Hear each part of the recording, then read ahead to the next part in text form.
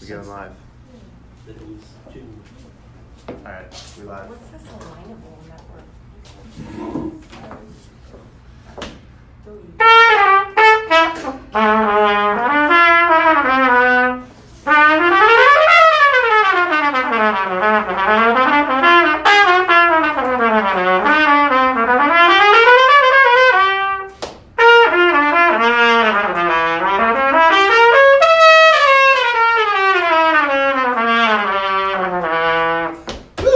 It still works, barely. Tuned at the factory. Thank you so much, everyone, for tuning in. I literally haven't touched the trumpet since last Easter. That's actually the only time of the year that I ever play the trumpet at church Easter morning. And last year was actually my last year because I've decided I'd like to spend Easter mornings with my family now, not play two church services, just go to one and attend it. Anyways, I'm sure you know who I am. If you don't, my name is Matt Davies. I'm a real estate broker associate at Big Block Realty. And today I am subbing for Sam Karamian because he's on a boat, or maybe he's getting off the boat, but they're having a great, big, awesome party on the boat. They have been for weeks. And today I wanted to just talk about all the cool things I learned studying music and practicing, and just with actually probably the most valuable sales lessons I've learned in my life I've learned from trumpet players. So I want to tell you a brief story, and I brought my little car because, they say you wear a really nice watch because you can't drive a Ferrari into a conference room, right? Nope, wrong again. So here's my car. I like it. Everybody in the audience, we have a pretty cool studio audience. You don't have to believe me. You can't see them, but they are pretty cool. I'm pretty pumped about it. So I just want to share with you guys the story of how I actually got started and inspired to learn to play the trumpet, and studied it, and just kind of took me down a different course in my life. I was probably 13 or 14 years old. I went to downtown San Diego, and I went to Torrey Pines High School, and I went with a jazz band, and we saw Gilbert Castellanos, Latin jazz trumpet player, San Diego legend, playing at Davies, which was, I think, in East Village. It was a long time before I drove, right, way back, okay? It's kind of serendipitous. There used to be this big brick wall. Do you remember that song? There's this big brick wall. So I saw this guy, Gilbert. I've heard about him. I heard his name. But obviously, you're a kid. You can't drive anywhere. So finally, someone decides to take me to go see Gilbert Castellanos. So we go, we sit down, it's very formal, there's chairs, but it's really cool, relaxed vibe. And this guy Gilbert comes out and he walks out. And the minute that he walks out, I just felt this guy's presence and aura. He has a trumpet and he holds it like this. And he walks out, very cool, very humble, very good style, suit fits perfect, just nods at his drummer, nods where. And then as soon as he just starts with the music, it's just explosion, downbeat, insane. You can get the whole apple, if you're eating a pie, it's the first time you take a bite, the whole damn thing, you're like, oh my God, this is delicious. And pretend you just hiked a huge mountain, so you're really hungry for a pie. I got the whole gist of the thing in just a moment. And for the rest of the night, I was just kind of sitting there enthralled. And I really didn't even know that being a trumpet player was on the menu of options for a career or whatever like that. I think when we're young, we're kids, people always ask us, what do you want to be? Which I don't think that's a bad thing to ask a kid, but a kid doesn't really know what he wants to be, so someone along the line tells him, this is what you should want to be, right? So if a kid says, I want to be a trumpet player, I say, no, you're going to, you want to make a lot of money, right? Ooh, I guess. Well, trumpet players don't make a lot of money. So you want to be do you want to be a doctor or a lawyer, or what do you want to be, right? So it's funny to ask kids that question, because I find myself asking kids that question. It's what do you want to be when you grow up? So I remember saying, well, here's a true one. I actually want to be a news anchor. I would love to be a news anchor in my future life. In my later life or whatever. If someone's hiring for a news anchor, I'll try and get some some salt and pepper in the hair or something, and I won't shave as much or something, and maybe they'll put me on TV. But another thing I wanted to be was I wanted to be a lawyer, because somebody told me that was something that you should want to be, right? Lawyers make a lot of money, they're powerful. And I wanted to be a doctor. That's another thing. I actually am an MD. Matt Davies. So I kind of, got to that one in a way. Fast forward a little bit, I ended up going into medical device sales, which I told that joke many, many times to doctors, which always kind of caught them off guard, a little pattern disrupt. Had a great time with that. So back to Gilbert Castellanos, I'm watching Gilbert Castellanos play his trumpet in Dizzy's downtown like when I'm 14 years old, and it's totally changed the course of my life. It's like, this guy is so cool, and like through and through, 100% of who he is just like awesome, you know?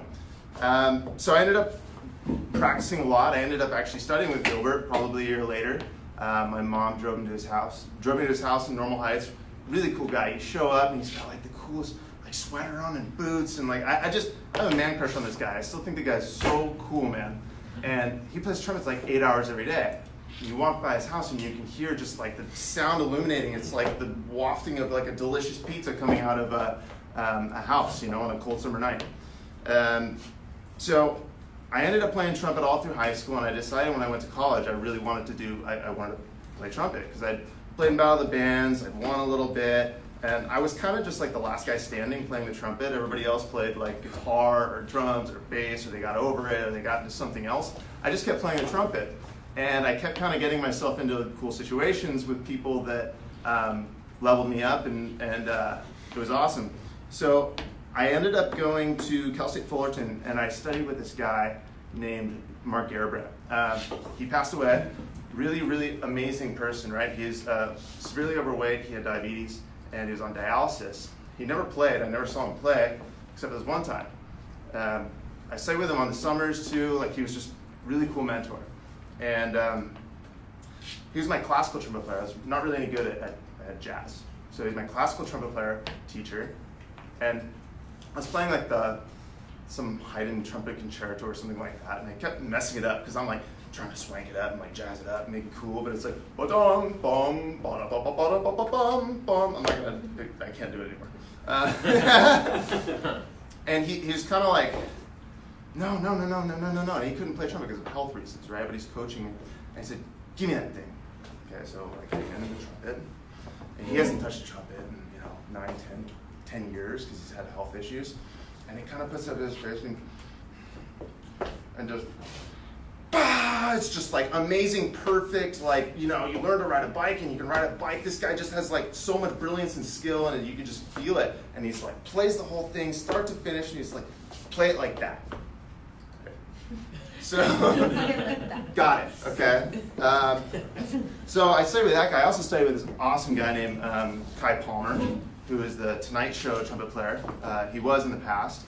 And this guy was just, I just met some really awesome people. So I'm not going to mention the name of this other person who I studied with, but I'm going to tell you the quick story of him. So I studied with this guy, and he had what we call teacher chops, which is what I have. Like, I can't play. We call teacher chops because you teach a lot and you don't get to play a lot. So you pick up the trumpet and you just can't play, right? Trumpet, sax, whatever, teacher chops. So whenever he would pick up the trumpet, and he not like Mark Garibrandt, he would play the trumpet for me. And every time he'd play, he does a weird thing with his mouth and sound like crap, right? And he'd be like, "We'll do it like that." And I'm like, "Dude, I sound better than you on trumpet." Like you have, he has the technical knowledge, is very analytical, very smart, like PhD in music, okay? But this was like my primary guy, and I'm not gonna say he held me back because that's a self-limiting belief, but I think studying with him did not give me the opportunity that studying with these other kind of guys like Mark Garibrandt, Gilbert Castellanos, and Kai Palmer did. So the moral of the story is kind of like, and how it relates to real estate, is if you want to learn how to bake bread, talk to a baker, right? You can't learn how to bake bread talking to a cook. Notice how it's very similar. A baker is not a cook. A baker is a baker, a cook is a cook. So if you want to learn how to bake bread, you don't ask a cook how to bake bread, you ask a baker, right? So here's my question to you. Like, who are you listening to for your real estate success tips? Do they have real estate success? That's my question. Do they have real estate success? I wrote this is a commandment. He who does less business should shut up and listen to he who does more business. Right? Lots of us listen to like awesome stuff and we get these great nuggets. We listen to podcasts and we listen to sales trainers, real estate coaches, and we get how to handle this objection, how to whatever, and then sometimes we all go to lunch together, which is a great idea for real estate agents. Not, because you'll never sell them a house, right? Stop going to lunch with other real estate agents. We all like each other, that's the hard part. So, like, who are you taking your tips from? Who are you getting your information from? And we like to kind of profess to each other, well, this is how I handle this is how I would, right? So I think we all need to have a high coachability index, a high teachability index. We're always listening, learning to listen and learn from those who do and have walked the path that have done better than us. So someone that is very technical might not always have the best, approach. So here's a question: would you trust an overweight personal trainer to coach you into good health? No. There's something about it where you would be smelling the odorous BS, right? You'd be like, why am I listening to this person about what to eat, what to do, how to do it? Like, if you haven't done it, you're not a living, embodying, example of it. Would you listen to and respect a style consultant that had no style? Imagine if they had, improperly fitting clothes, or bad hygiene, or they missed a spot when they were shaving, or, it's all in the little details. It's all in the intricacies. So here's the important thing about learning and only listening to people who've walked the path. And there's this crazy thing that happens. It's not just about what they say and what they do. It's you walk like them. You learn to talk like them. You act like them. You learn to be like them. Like when I was talking about Gilbert, people talk about in real estate, in music, like stage presence, right? So amazing trumpet, and they're just no breathing. And they're on stage, they're performing, right? So you look at Gilbert Castellanos, and he's like, listen to the drum, he's like, yeah, man. This is his stance. I have literally broken it down and studied it, because if you want to be a trumpet player and you want to look cool on stage and act stage, people see and hear, they hear with their eyes also, right? If you just did the, yeah, he's okay, it wasn't nothing. But man, if that guy's grooving and he's cool and he's got stage presence and he stands up straight and he plays that thing, man, that is dope, right? So you learn to walk like them, you learn to talk like them, and through osmosis, you basically become every bit of their being, right? So how does this relate to real estate? Hang around people that sell a lot of real estate, you will sell a lot of real estate. Hang around people that don't sell any real estate, you will not sell any real estate. The same problems will keep coming up. The same, you're getting more than just their company. You're getting their beliefs, you're getting their vibe, you're getting their self-limiting beliefs, you're getting all this kind of junk. So it's not as simple as do what they say and then you become them, which is kind of why we can get all the information in the world, but unless you implement it, unless you're surrounding yourself by people, then it's not going to be effective. So who are you listening to for your advice? I want you to go deeper, right? Because everything you listen to, you take in. So I listen to Tony Robbins every day when I drive to work, right? And I don't, I'm just saying, like I said, I listen to Tony Robbins every day, man, but when I drive to work and I get all pumped up and then I get back to work and then I'm just I just get back in my rut, man. What do I do about that, right? Who are you spending time with? Your family, your friends, your spouse? You're taking direction, you're taking energy, and you're taking all this in, whether you know it or not. So if you're hanging out with other agents that can't sell water on a hot day, you're going to start acting like them. You're going to start talking like them. You're going to start picking up their stuff, and through osmosis, you're actually going to become more like them. So back to trumpet. If you want to get better, you have to play with a really good group. Right? This kind of ties into what we were saying. Listening to and hearing a good group of musicians and how they play together versus a bad one. Have you ever heard a garage band that was just out of tune guitars, 13 years old? Everybody starts somewhere, right? So if Gilbert Castellanos goes and plays with those guys, there's nothing he can really do to make them sound better. Him playing on top of that is just going to be a really clashy internal But then have you ever heard someone like Gilbert Castellanos play? Downbeat hits. And it's just immediate groove, immediate vibe. There's just conversation in between all the players, and it's very synergistic, and it's a conversation, and you can tell that they're all very proficient. There's no faking it, right, in music. So the man who taught me sales told me a very long time ago, Jim Rohn quote, "You are the average of the 5 people you spend the most time with, or your 5 best friends." Yeah. So let's talk about real estate technology really quick. I'm looking at the guy that knows a lot about real estate technology. And this is, this is not a knock on real estate technology, but I think people put the cart in front of the horse a lot of times, right? So do those people know how to sell? A lot of them know how to sell. They know how to sell you training and products and this.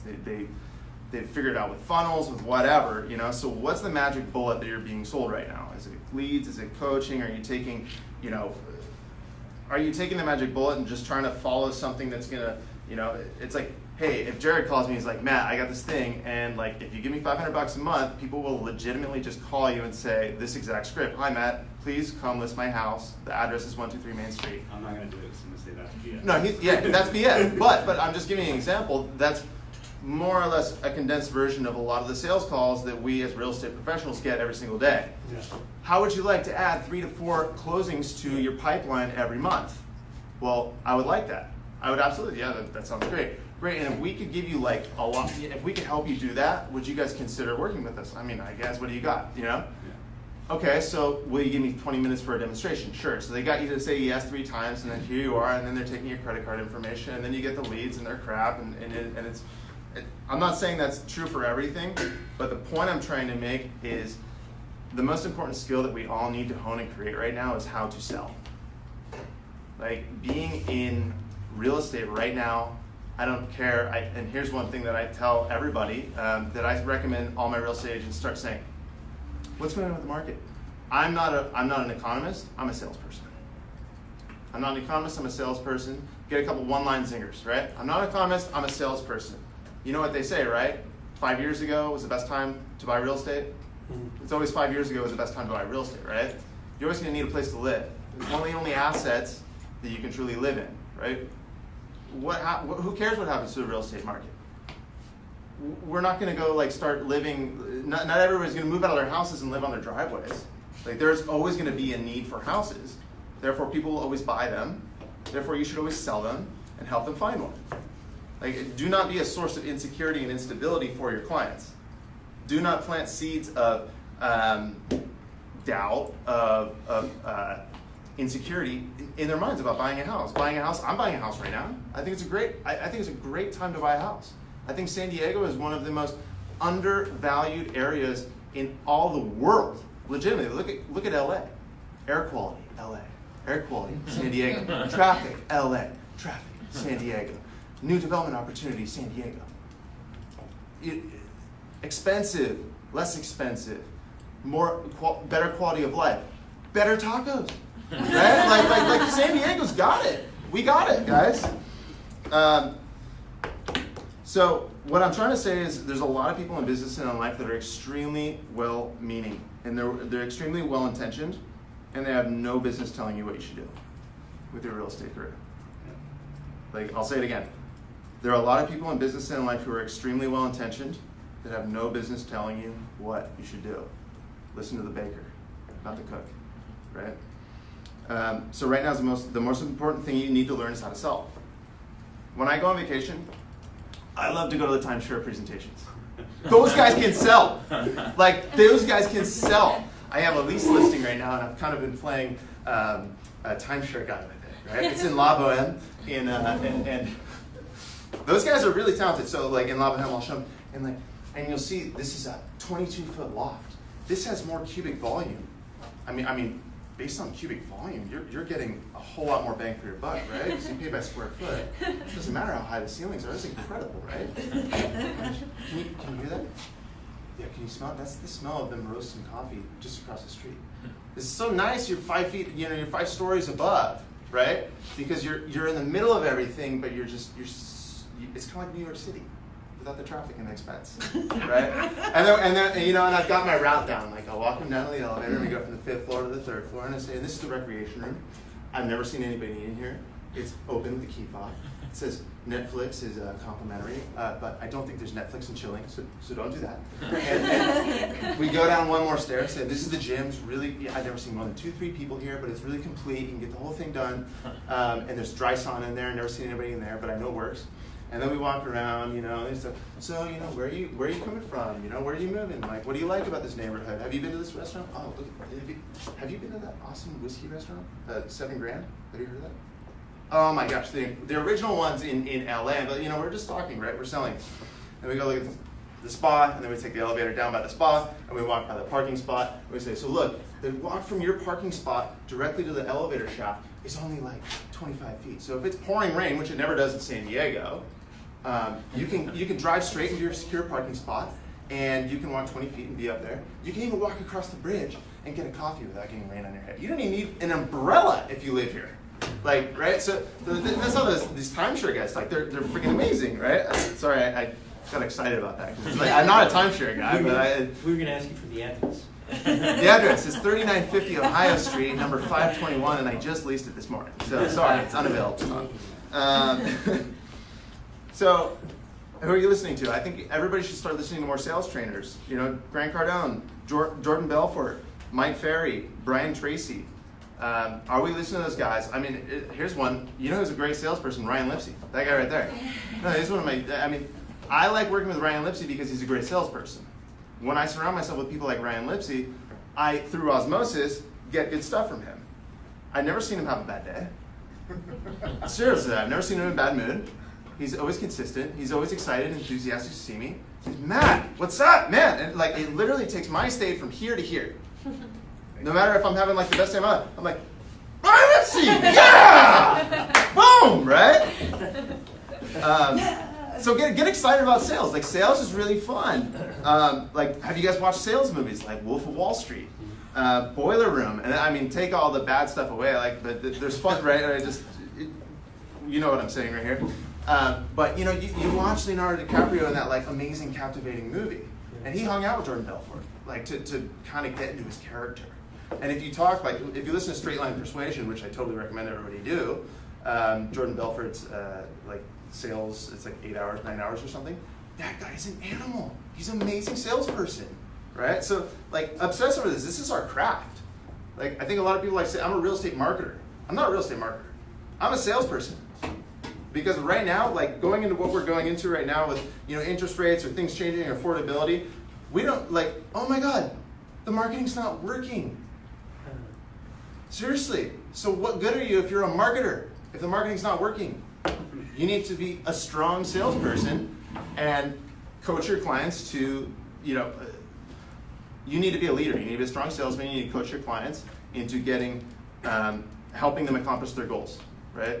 You need to be a strong salesperson.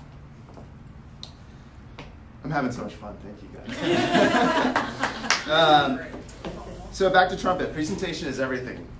Life's a performance. Sales is a performance. If you know me, I perform for you. I'm performing for you right now, and vice versa. You perform for me. There was this choir instructor, a very accomplished guy, his name was Robert Eistab, that I studied. Oral skills, right? Like do, re, mi, fa, sol, la, ti, do. I think we had a class like that. But I remember one thing that he said, and this guy had great style, really great style. And he said, guys like you, and this is college, we're all like 18 to 20, 22, 24, something like that. And he says, whether you like it or not, like you guys need to step it up with like the way you dress and the way you present yourselves. Because people are judging you the moment they see you, right? It's the moment they see you, they are taking in, like, they're making calculations. They're like, oh, that guy's like he's got a ponytail, right? He must be an artist. He must be this. He must be that. Thank you for coming, by the way. And I'm not criticizing it at all, but like, I'm making an honest statement. Like Jared has a goatee. Jared has a goatee. Keaton does not have a collared shirt on. Keaton has a t-shirt on, and he has a suit coat.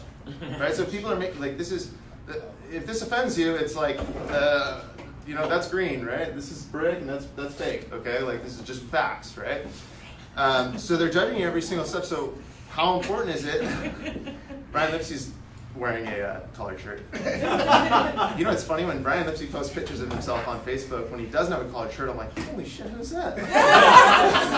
I'm even like, is that Brian Lipsey? Or is that like one of his other brothers or something? Oh, that was not a stab. That's not. I actually don't know his other brothers. I just astounded the idea was fake. I think that was a stab though. I actually don't know his other brothers. Oh, nice. I don't. I know Brian Lipsey though. Yeah, I'm hoping to kind of shake some things up here. Like that's actually, I like to, Shake it up? I think boys in general, we like to walk up to the line and then scurry back. Right? Like our whole life, we cross it, we dip our toe in, and then we scurry back. That's just life, right? Okay, where was I? So trumpet, like sales, is all about practicing the fundamentals daily.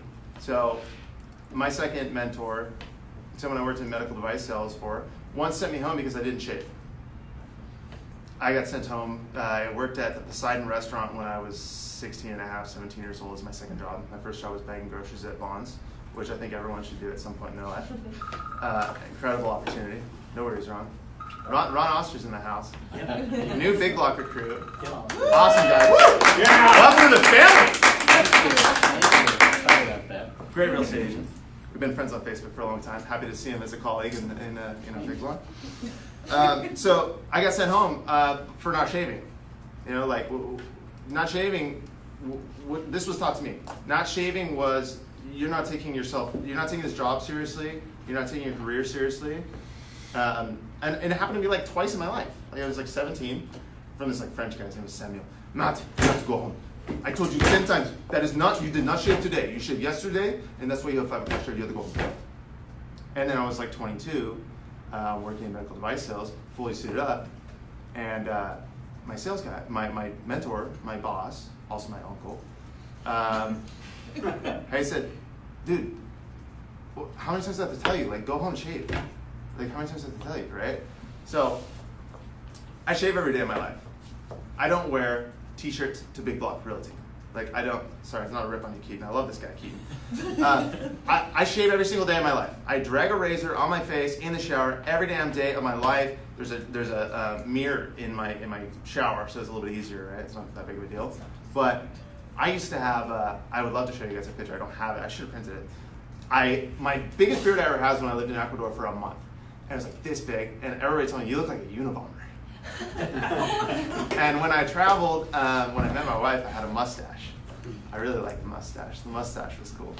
I was afraid to shave it. I was like, what if she doesn't like me after I shave it? Because I met her with it, and then you get used to seeing this thing, and then you shave it, and you're like, oh my God, what do I do with this thing? You know, upper lip. Like, what do I do? Right? So back to presentation. Like, what am I trying to? I respect my clients, I respect my business, I take my business seriously, I shave every day, I show up to the office every day, I wear a collared shirt that's fresh pressed every day. I look presentable, I'm always ready to go on a listing appointment, I'm always ready to meet someone, I'm always ready to run into someone casually. I walk into the same coffee shop every morning. I know that they see me and they're like, that guy is always like that. They don't know anything about me, but that guy's always like that. He's always here, he's always early, it's about the same time. This is my routine. So everything you do ripples outward and affects everyone else in life.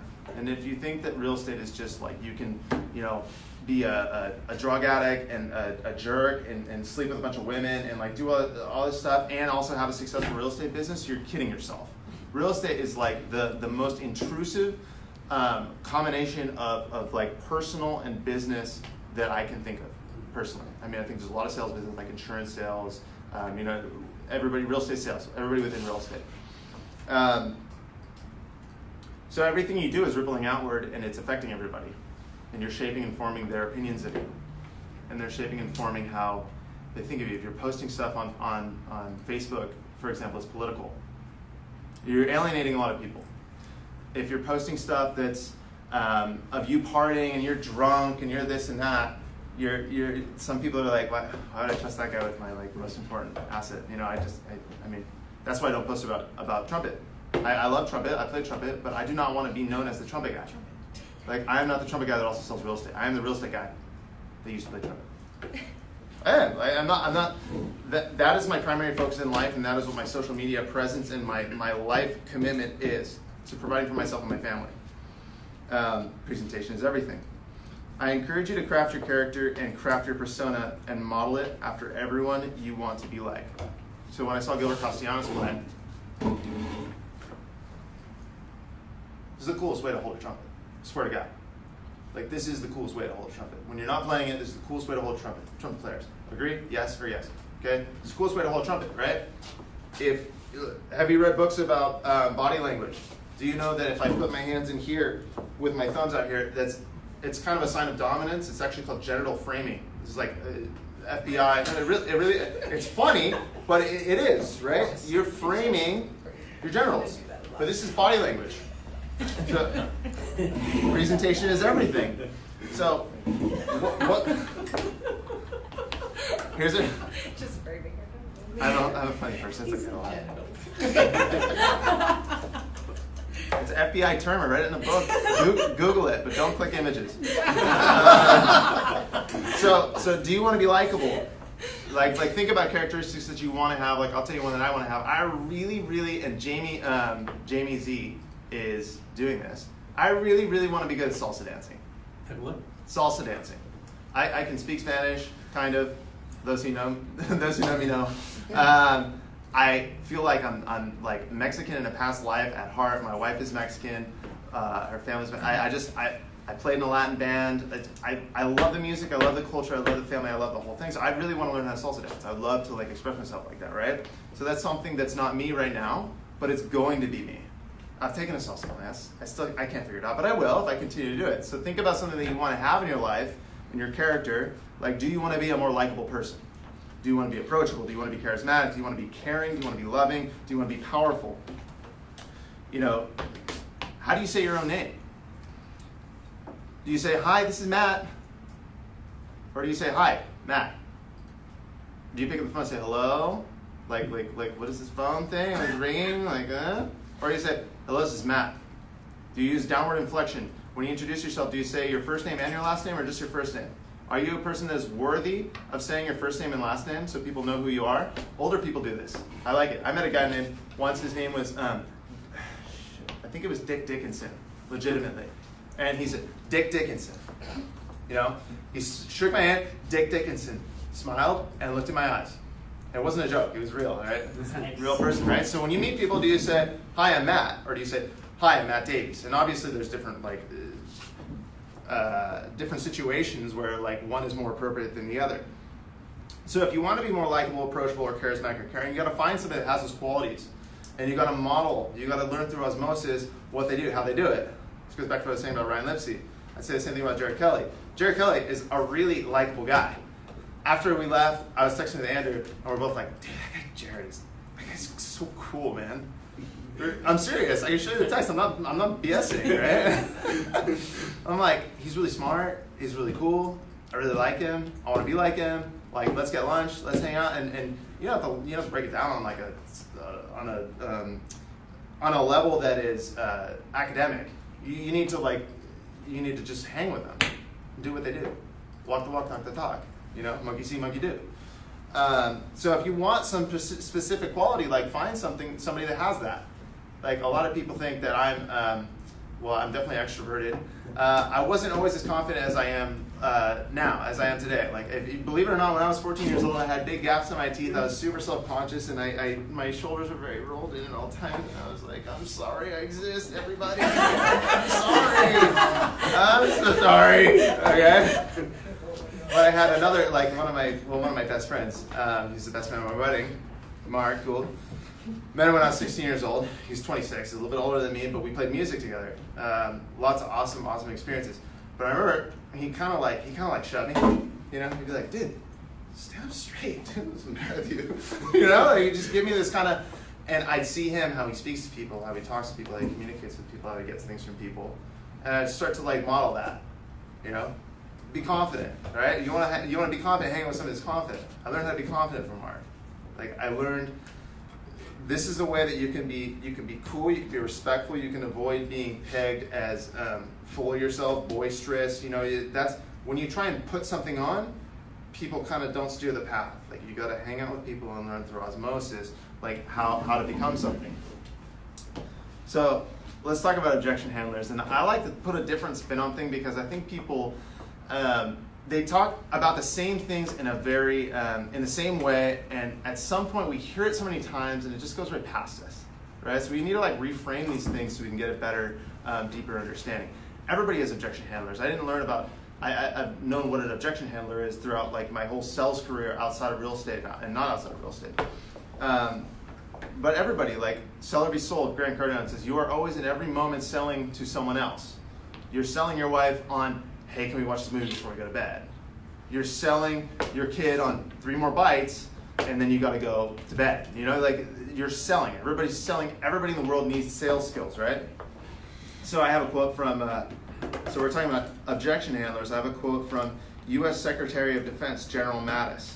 He was on 60 Minutes, and he said, when asked, he said, the interviewer asked him, "What keeps you up at night?" And he responds immediately, "Nothing. I keep others awake at night." That's an objection handler. What keeps you up at night? Are you, like if someone tears you down, I mean, that's kind of what it was. Like it's, what keeps you up at night? Like, are you scared? I'm not scared. Another one, he says, "I don't lose sleep at night over the potential for failure. I cannot even spell the word." It's not funny. It's not funny, but it's the truth, right? If somebody, like, imagine being a listing agent and telling your clients that. Well, what if we don't sell it, Matt? I don't lose any sleep at night over the potential for failure. I can't even spell the word. How does that make them feel? Right? Well, if we don't sell, well, you can rent it, or you can refi it, or you can lower the price, or whatever. I don't think about not selling it. I focus 100% of my effort and energy and thought process on selling it. I'm going to talk about our subconscious mind shortly here, which is kind of what we're talking about already. Objective handling is like improv, in trumpet. There's time for practice and there's time for performance. You got to go out there and do it. So I've got, I'll get to that. In jazz trumpet, people improvise.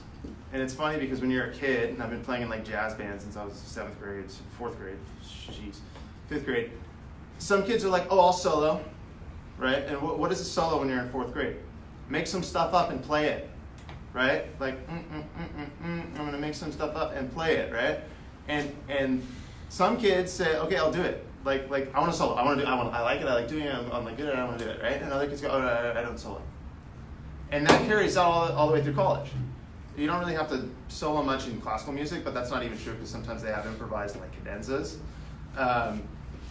But objection handling is just like that. Like, are you confident in handling objections, and do you answer them immediately? Do you have a prepared response? If someone's playing, in a B flat blues or whatever, I know I can play any one of these notes.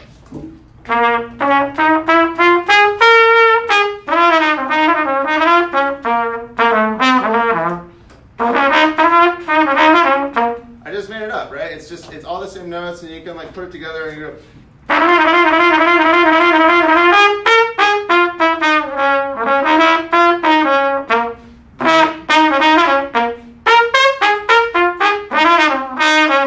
Right? So some people like to do it. Some people really good, actually. You did the factory. It's got nothing to do with me. So some people are good at it. Some people can do it. Some people don't choose not to do it because they don't want to do it. They're afraid of it. And the point of like this whole like elaborate thing is leading me up to this. Whatever we like, we build corroborative evidence for what we see is true in life, right? So the first time I soloed, I do not remember, right? But I'm gonna guess that somebody said, "Wow, man, that sounded really good." And then I was like, "Okay, oh, cool, I'm really good. Okay, cool. And who wants to play solo? I want to play solo. I'm really good, right?" And then that just built and built and built, right? So like when I was in freshman year of high school, they're like, "Dude, this guy can solo. Put him in the Jazz 1 band. Put him in the top band." So I played in like the Jazz 1 band. That was my, we'll get back to this later, but that was my unique value add prop. Like, I know how to solo. Like, cool, man, I can solo. I can make stuff up. I'm the biggest BSer ever, right? Like when we 16, I'm like, cool, awesome. Same thing happened in college. Like, dude, this guy is not afraid to solo. Like, he will go stand up there, and if he chunks it, he'll just keep doing it. He'll just keep going. He'll fake it till he makes it, right? It's the same thing I was learning from my friend about confidence. Just stand up straight. People listen with their eyes. If you mess up, don't let people know you mess up. If you just like, you got some big breakthrough, you do this, oh my gosh. And then you do it again.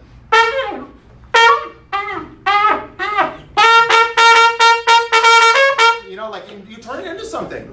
That's what you do. You do the same thing with objections, right? So standard practice for objections. If you hear an objection, and this kind of gives you a little bit of time to think about it. So Jared, give me an objection. I'm not ready. You're not ready. So Jared, if I'm hearing it correctly, it sounds like you do want to sell your house, but you're just not quite ready. Is that true? That's true. Great. So that's the first, right? Repeat and approve. Acknowledge, repeat, approve, whatever. Jared, can I ask you a question? Yeah. Great. I've got my second yes. What do you need to do, or what needs to happen for you to feel more ready? Well, I'm just not really sure if my in-laws are gonna move in with this or not, and I'm just trying to figure that out. Got it. So you're trying to figure out your in-laws, like if that's going to be a factor that you need to consider in moving to sell your house or moving your house. And I don't really want to be here. You don't really want to be here. I don't really want to, but it's Okay. big. Okay, so you don't really want to be here, and you know the in-laws is kind of like a factor. When do you think the in-laws are gonna? When is there going to be a resolution on that? I don't know. I don't even know how to go about it. You don't even know how to go about it. Yeah, we're trying to figure it out. Is there anything I can do to help? You know what? Like, honestly, we're kind of stuck on maybe a number, maybe it's a price thing. I don't think it's actually financial. I think we're just kind of, there's some sentimental value with the house. Right. We're trying to figure out a way to just move on. Right. But we don't quite know how to do it. Okay, so there's definitely no financial problems. You could probably make something work with or without the in-laws, and you really want to move, so you're just trying to get some clarity, right? Yeah. Okay, so let's do this. What time works better for you tomorrow? 3 or is 5 better? I'm a workaholic, so I'll be done at 7 p.m. Okay, Or 7 p.m.? I can do 6 a.m. 6 a.m. Okay, let's do 6 a.m. Here's what I'll do. I'm not going to ask you to sign a listing agreement, but what I'd like to do is I'd like to bring you some information that will hopefully bring some more clarity to your situation so that you can make the best possible decision, because you want to make the best possible decision, right? I do. Yeah, perfect, makes perfect sense. So, you know, whatever, we're moving the sales conversation forward, and we're just making it up as we go. Like, there's a general pattern, and good salespeople understand this. There's a general, pattern, and it involves active listening and really making people feel heard by repeating what they've said, and then providing unique solutions for their situation, right? So in trumpet, it's like, okay, C major, F major, G major. So you know, you have to change and move and react to what's going on and fit. It's like Tetris. You're fitting yourself into these things. I was talking about this with Andrew Greer. It's true with objection handlers, and it's true with explanations. The shorter, the more concise, the better. When say somebody that works for you or somebody, why didn't you do the dishes? Well, I got here and there was a lot of mail that I needed to open, and I got really busy, and then but I was gonna do it, and I started doing it, and then I got this phone call, and it was really important. And I figured that you're like, dude, enough, stop, right?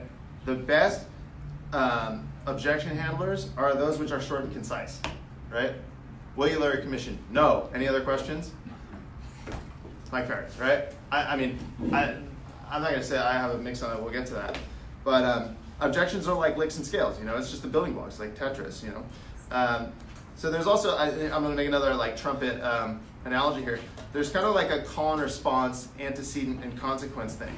So if someone says, "Hey, I'm thinking about selling my house," you're like, "Cool, tell me about that," right? So if I say in trumpet, "I'm thinking about selling my house," you know, for example.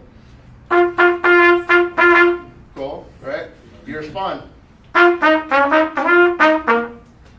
was kind of like there was a front end of that and there was like a back end of that, right? And it was kind of like equally weighted. You know, like we catch ourselves explaining people, let me explain you. Like, blah, blah, blah, blah, blah, oh yeah, I'm the best, and I'm this, blah, blah, blah, blah. I want to sell my house. Oh, cool, you do. Crazy, that's interesting. Tell me more. Well, you know, we're thinking about moving, blah. So that, you know, if we're gonna go to the next thing. So I was thinking about moving to Denver. Oh. There's a beginning and then there's an end. So when you're learning on a solo, it's very conversational. And if I just play a bunch of notes, it starts to sound directionless, and then I go, all right, I have to telegraph this thing. So I'm moving on, ranting. So do you have any really good one-liners? Do you have any zingers in your belt? This is like sales stuff. What are your zingers, right? So here's a couple of examples. If you have a seller that doesn't want to reduce the price, tell them this: the market speaks fast and it only tells the truth. What truth are we hearing? You know, it's a great opportunity for you to ask a question.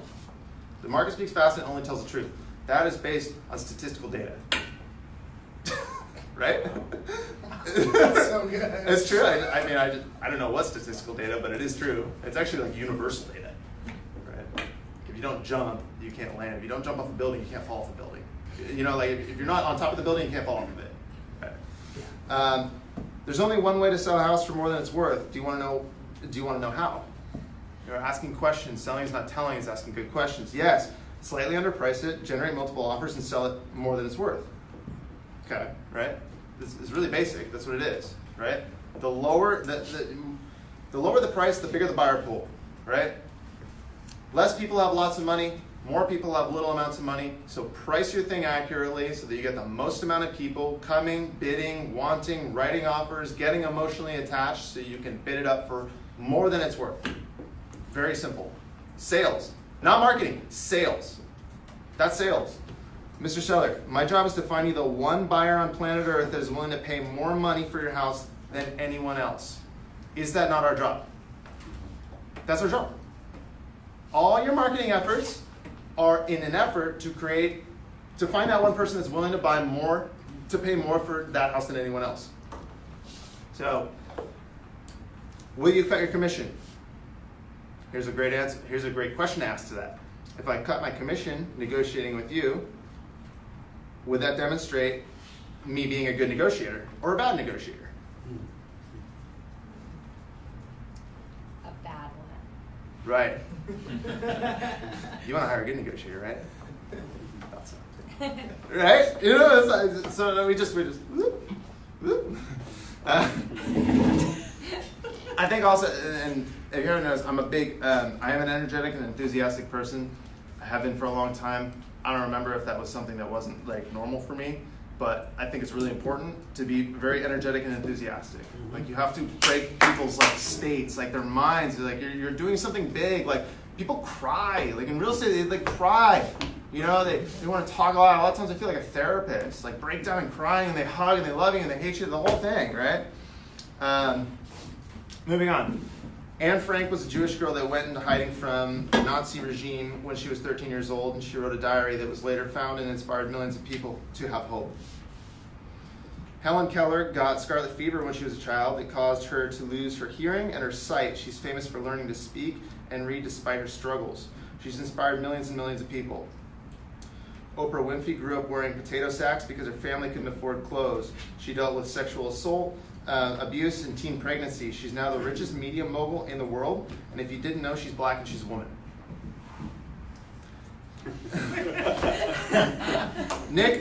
I'm going to mispronounce his name. Nick Vujicic is an Australian motivational speaker who was born with no arms and no legs. He met his wife, Kane, at one of his speeches. They're happily married and they have 4 beautiful children. He doesn't have any arms or legs, people. He's written 8 books. Okay? Colonel Sanders left school at 13, lost numerous jobs. His life left him, and at the age of 66, retired as a failure dependent on his savings and money from Social Security. He borrowed money from a friend, fried some chicken, sold it door to door, found a KFC, and became a billionaire at age 88. Abraham Lincoln lost jobs, was demoted in the army. The love of his life died, and he lost 8 elections before he became the president of the United States, and he ended slavery. J.K. Rowling was a single mother, homeless and suicidal. She wrote a book series called Harry Potter. She was knocked off the Forbes billionaire list because she gave $160 million away to charity. I'm just bringing this up to parlay into like something that's an epidemic, and I'm saying that as an epidemic, is victim mindset. Yeah. Trade the victimhood for gratitude. I know special needs parents with kids that require 24-hour care dealing with constant health issues that are more positive on social media than like good health, like unboundless people, right? What's an example of something you could be thankful for? You know, like everybody in this room can walk. Everybody in this room has 10 toes and 10 fingers, I think. And if not, you do a great job hiding it or faking it or whatever. You know, I mean, do you ever like look at your hand and be like, man, like, or how about when you cut your hand? I cut my hand slicing a lime. I never realize how much you use your left thumb or your hand or whatever until you lose it, right? If there's stinky trash in your house, you what do? You take it out. If there's moldy food in your refrigerator, what do? Throw it away. If you don't like your boyfriend or your girlfriend, you do what? Get rid of them. Don't thumb. If the file is corrupted on your computer, you delete it, right? Yeah? Now think about all the negative, damaging shit that's happened in your life. Why haven't you thrown it away? Like, why do you hold on to that? Why is that part of your identity? When you can pick people like Gilbert Castellanos or Ryan Lipsey or like anybody that you want to be like, become like that. Why do you hold on to the stuff that's negative and damaging, that hurts you, that's from the past? Everybody's got their own unique like situation where they came from and what they do, and like I'm not at all undermining like negative what's happened to somebody. But what I'm saying, there's a million examples of people that have overcome odds that are way greater than yours. I don't care who you are, you know? Like the last president of the United States, a black man named Barack Obama. So if you didn't think you could do that, yes you can. Right? Like, I'm sure we'll have a female president in our lifetime. Absolutely. Why wouldn't we? I'm sure, you could be an astronaut if you wanted to. You could do whatever you freaking want. You know, you're a victim, I'm a victim, everyone's a victim. You're not a victim, I'm not a victim, no one's a victim. Right? Kind of like negative 20 times negative 20 is positive 80. Or, I'm not doing it. Not an economist, salesman. So before I move on from it, like, what's up with everybody trying to like victim each other out? You know, like out victim each other. That's not cool. It's not uplifting. It's not like shining your like biggest light, and surely your clients don't like it. That's not cool. There's absolutely nothing in the world that can hold you back. You know, so back to crafting yourself and talking about how real estate is it's your whole life. You know, it's your family, it's your kids, it's your relationships, it's your business, it's your ethic, it's who you are as a person, it's your honesty, it's your perseverance, it's your integrity, it's everything, right? And you can't fake it. It's not a put on. You can't go listen to a sales speech and become something. You have to craft yourself to be that person. I don't want to work with people that I don't want to, that I don't see eye to eye on stuff like that, right? Because everything you say yes to, you say no to something else. I only want to work with awesome people that are super cool and energetic and lift me up because I want to do that to them. One of my favorite things Tony Robbins says is he goes, I created this motherfucker standing in front of you today. He goes, yes, right? And we all have that opportunity, right? Like every single one of us has that opportunity. Here's just kind of a cool little thing. Saying nice things about others sincerely makes you more able to believe the kind of things that you say to yourself. What are you thankful for? Are you thankful for the little things? We talked about that. Are you leaking energy? Like, what is leaking energy? If you road rage, if you engage in that, like that you're just leaking, like you're a good positive energy. You're actually putting your life in danger and the other person's life in danger over what? You're leaking energy. If you're whining on Facebook, you're leaking energy. If you're feeling jealousy or hatred, you're leaking jealousy. You're stomping on the hose of abundance and happiness in your life. Leaking energy. How bright is your life light? You know, and I think I don't even need to explain what I mean by that. It's like, are you shining your fullest and giving your deepest gifts to everybody around? Like, and oftentimes you kind of got to know if someone's kind of hating on you or giving some shade. Sometimes it's because your life light is much brighter than theirs. Send them like love and peace and like, you know, resolution in their life. Back to trumpet. And now, I learned all that stuff from trumpet players, I swear. Analysis leads to paralysis with trumpet and with sales presentations. Analysis leads to paralysis. I always give you a hard time, Tom, because you're an analytical person, I believe. Very smart guy. Way smarter than I am. And he's not really an example of this at all because he's here and he does a lot of deals, and I'm super happy to call him a colleague. There's a lot of people, and I'm not going to name names, there's no point, but that spend their time in analysis paralysis. You know, like if I spend all day in the practice room, like working on something, and overthinking it. If I ask a question, well, how did you do that? Like sometimes the best answers to the questions are just observed. They can't be explained. You know, are you spending so much time? How long have you been working on your real estate website, your IDX website? How important is that? Zillow.com. Yeah, Zillow.com. Biggest, number one place where people visit to see real estate, right? 75% of people start their look on Zillow. Is it the number, 74, 5? Yeah. Yeah, Zillow. So, like, your real estate website should be a placeholder. It should be professional, presentable. It should be up to date. And it should be a placeholder. It's nothing more. You're not gonna compete with Zillow, and you don't even want to. You're a real estate salesperson, not a technology company. Yeah.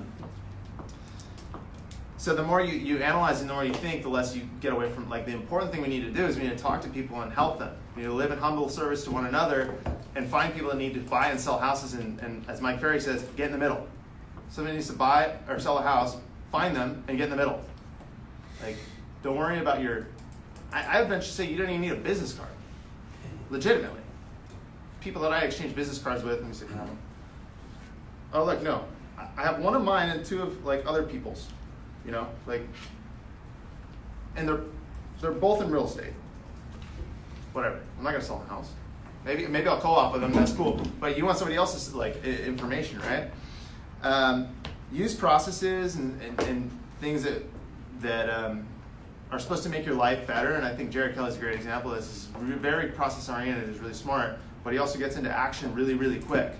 And he gets things done and he creates results. So you want to be a results oriented person first. Not a process-oriented person, because you spend so much time, like, building processes, you know. All right, let's talk about subconscious mind. I'm not gonna go Kanye here, but I'm gonna talk about Donald Trump. Who? Never heard of him, right? Sorry, President Donald Trump.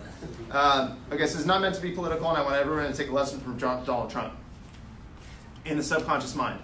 So during debates, when Trump's opponents said anything about him, true or false, over-exaggerating, whatever. If he didn't like it, if he denied it, he'd interrupt them, and he'd say what? Fake news. That's one of them. He'd say, wrong, right? Yeah. So, he's been bankrupting companies, and Donald Trump said, wrong. He's been doing, but he's not. He has no experience. Wrong. Okay. Like, hate on him, you know? Like, what do we got? Like, oh, he's terrible. He's sexist. He's racist. Wrong. I'm not talking about facts here, guys. I'm talking about strategy, right? I'm not talking about facts. Like, wrong. Okay, so what if you handled objections like that? What if you handled, like, your own, like, negative self-talk like that? Yeah. What if you're like, I never get the listing when I go up against other people? Wrong. Right? I'm not a good salesperson. Wrong. He's so much better than me. Wrong. Train that. Take it. Like, love him or hate him. Like, take it. Use that, you know? So what are some of the thoughts that, like, people have? You know, I'll never be able to quit your part-time job and focus on real estate full-time. Wrong. I'm not good enough. Wrong. I've never been good with money. Wrong. I'll never be able to do as well as blank. Wrong. You know, I don't come from the right family. Wrong. I'm not beautiful enough. Wrong. You get the point, right? But there's, like, a primal admiration that Donald Trump voters have for him because he cannot be torn down. You cannot tear him down.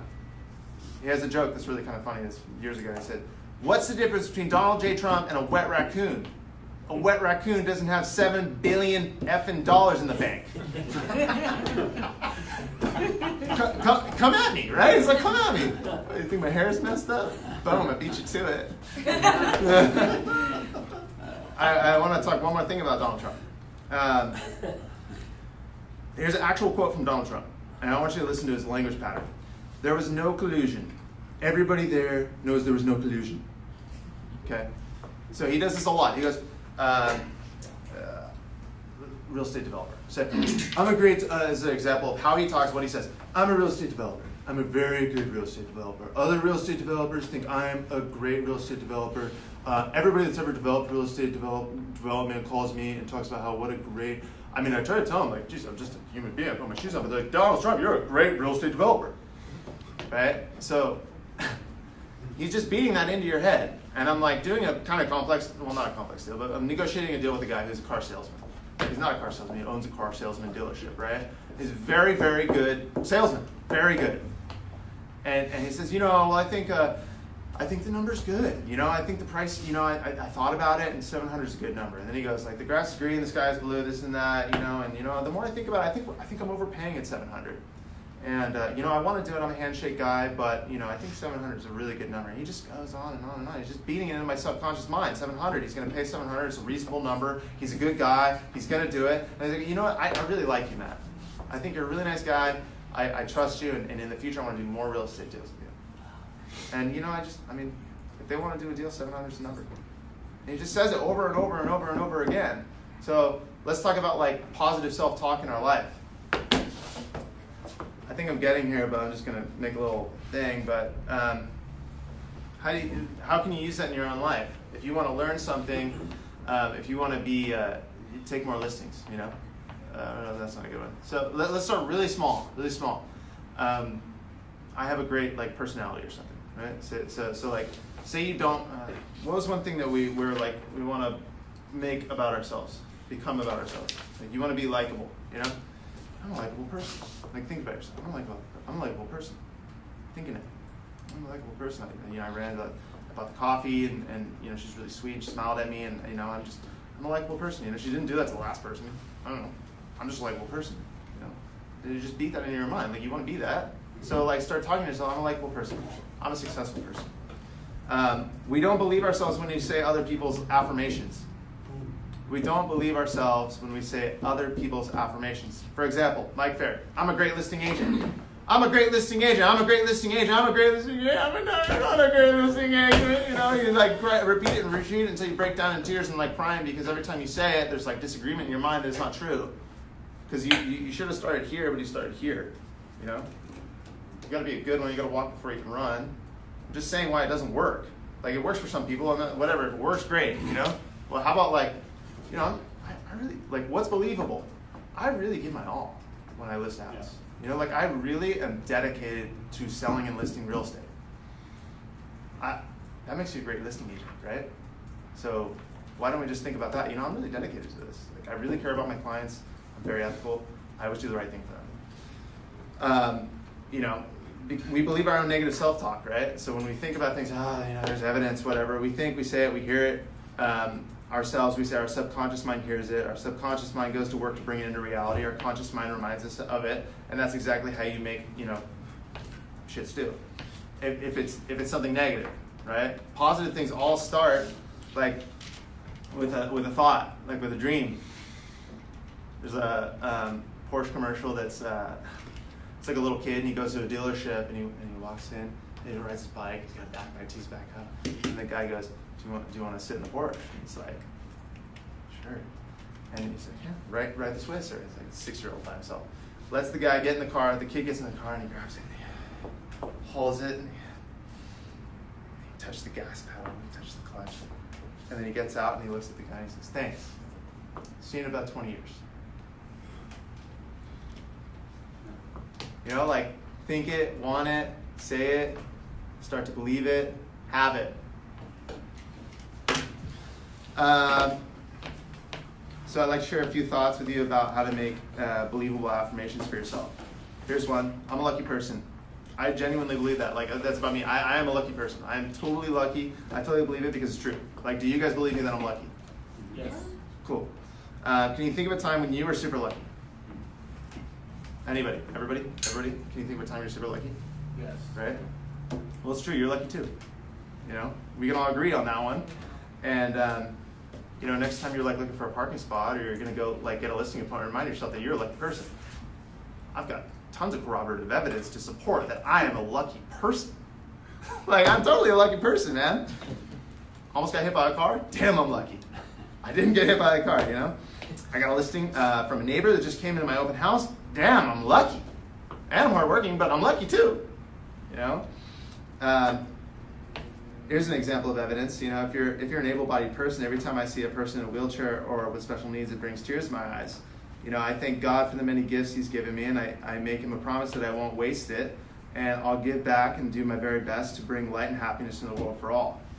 So instead of thinking, oh, poor him or poor her, you say, I'm so thankful for like my health and vitality and wealth and happiness, and I wish that person, I'm sending them the good vibe. So we didn't spend any time like making them a victim in our eyes. They don't want that. They didn't wish upon that. Maybe someone wanted it. I truly don't think they want it. They don't want you to come up and say, oh, poor you. I'm just kind of sick of having a conversation. You know? I'm in a wheelchair, damn it. I accept it. I'm moving on. I'm doing it. Look at me out here doing shit. Being, living my life. So, a reminder, think it, say it, hear it, your subconscious mind. Holy shit. I'm sorry. All right, let me just kind of like go really quick here. So, subconscious mind is like the digestive system. My wife told me this the other day. Except our subconscious mind hasn't learned how to expel the shit. We're like mentally constipated. Like, why haven't you let that crap go, right? This is from the Victoria State Government. This is an example of how anger affects the body. Headache, digestion problems such as abdominal pain, insomnia, increased anxiety, depression, high blood pressure. This is from everydayhealth.com. 7 ways anger is ruining your life. An angry outburst puts your heart at risk, great risk. Anger ups your stroke risk, it weakens your immune system. Anger problems can make your anxiety worse. Anger is also linked to depression, yada, yada, yada. Anger is just a feeling like we don't choose, we don't need to, like, being offended, being a victim, they're all kind of in the same group, right? It's like, I truly, like, when I accidentally cut someone off on the freeway, I don't cut people off on the freeway, and they're like really mad at me. I'm like, man, I'm like genuinely sorry. Like, I didn't mean to put your life in danger and my life in danger, but like, I wish you like ill will. I'm not like, F you, man. Like, it's just, anger is like killing us all slowly. Being offended is killing us all slowly, and it's keeping us from like, helping people. This is about real estate and trumpet. So one thing I want to say is you need to be a leader for your family and your business. There's one band leader. One person's always the leader. The downbeat. 1, 2, 3, 4, boom. 3 people don't do it at the same time. And if no one steps up and does it, then we never play any music. You need to be decisive. Being decisive is so important. The importance of making a decision. An example of an important decision is like, what car am I buying? You need to do a little research. A not important decision is, what am I eating for dinner? I used to be an indecisive person, actually an analytical person, but people hire me because I'm a leader and I make good decisions, and I'm decisive. Like, it's a quality of a leader, being decisive, making good decisions and quickly, based on evidence. And then I also just wanted to talk about like what are you doing for others? How are you contributing in your life? I'm extremely I'm kind of like a woo-woo person if you haven't like got it yet. I don't like to talk about it or like post quotes about it because I think it like dumbs it down, and I think it really it's meant to be like do it, like be it, live it. Don't talk about it, be it, like exist as it. I think that God put us here to live in humble service to one another. I think that's the purpose of all our lives, and I don't care if you believe in God or not, or a higher power or whatever, and I'm loosely Catholic, but I believe in like something, right? And I think the purpose of all our lives is to live in humble service to one another. Are you doing that in your business? Are you sharing your gifts, your deepest gifts with your clients? Are you going the extra mile? Are you like taking that call? Like, are you doing it? I'm wrapping it up, I promise. And I'm not talking about donating money. I'm talking about like how can you give back to others. I'm talking about being someone's mentor. Talking about being someone's champion. I'm talking about standing beside someone that needs your help. I'm talking about uplifting someone's spirits who's down. I'd personally rather impact a few people than drastically than a lot of people, barely. But you don't have to pick, right? You can do both. And I just want to tell you something I believe. I believe if I help people and if I'm a good person, if I go the distance, if I'm a hero, if I'm a champion, if I let my life shine, if I express myself and live in humble service to my friends and family, if I'm generous with my time, if I don't road rage people, if I smile at people, if I'm kind to people, if I remember their name, if I give them nice compliments, if I believe every area of my life will thrive, indirectly, I truly believe my business will thrive. Indirectly, like I believe if I live that way, my business will thrive and I will always be okay. Yeah. That's a good attitude. I like that. We can all agree on that, right? Yes. Like it's like meant to be. And then my last thing that I'm going to close with is, do you know your unique value proposition? Why should I hire you? You know, because I can solo, right? Like what's your unique value? I can solo, I'm pretty good, I'll play with this person, I'll play with that person, whatever. Like in real estate, what is your thing? You know, what's a hobby or something that you can do? I made a list of things that you can do that you don't have to be good at to enjoy, okay? So you can be really good at and enjoy, but you don't have to be any good at to enjoy these things. Gardening, dancing, cooking, painting, swimming, surfing, skateboarding, whatever. We can think about things that we enjoy, right? Some people in real estate are in it as a hobby. They're real estate professionals as a hobby. I made a list of things that you need to be really good at, and you don't want to hire a rookie or someone that's part-time or like a hobbyist. Okay, so here's a list of things that you need to be really good at. Carpenters, you need to be very good. An electrician, you need to be very good. A crane operator, you need to be very good. Music if you're a professional musician. Math if you're a structural engineer. Surgery, you need to be really good at damn surgery if you're a doctor, right? You read all directions, be very detail-oriented. Contracts if you're an attorney, you need to be very detail-oriented. Flying a plane if you're a commercial pilot, you need to be very, very good at it. And real estate brokerage, like, it's people's biggest damn asset. You need to be really freaking good at it. And I'm really freaking good at it. I stay up all night and I read data and I collect stuff and I learn how to sell and I practice and I'm always growing and I'm getting better. I know what things sold off market, what sold on market, what the story was, what agents were there, like why it sold for a little more or a little less, what it looked like inside. I walked it, I have a number and also I'm gonna read this. Hold on. I stay up in the late hours of the night downloading data on market sales, off market sales to develop my intuition. I know what's going on in the market with interest rates, with buyer sentiment. I'm on the front lines. I'm a warrior. I'm playing for keeps. I stand by my reputation. You can call anyone I've ever done a real estate transaction with and they'll tell you that I gave it my all. I did what was right for them, even if it meant I made less or nothing. Don't believe me? Call them. Here's their number. Here's a YouTube video of a client testimonial. Here's my sales data. People hire me for my results. They hire me for my strategy. They hire me for my relationships. They hire me for my deep understanding of the market. They hire me for my communication skills.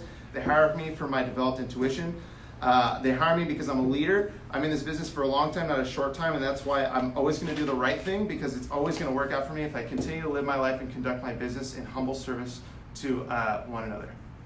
And no, I don't play the trumpet anymore because I am 100% all in on real estate. I'm done. Question? In a month, are you going to give a salsa dancing lesson? Thanks for watching.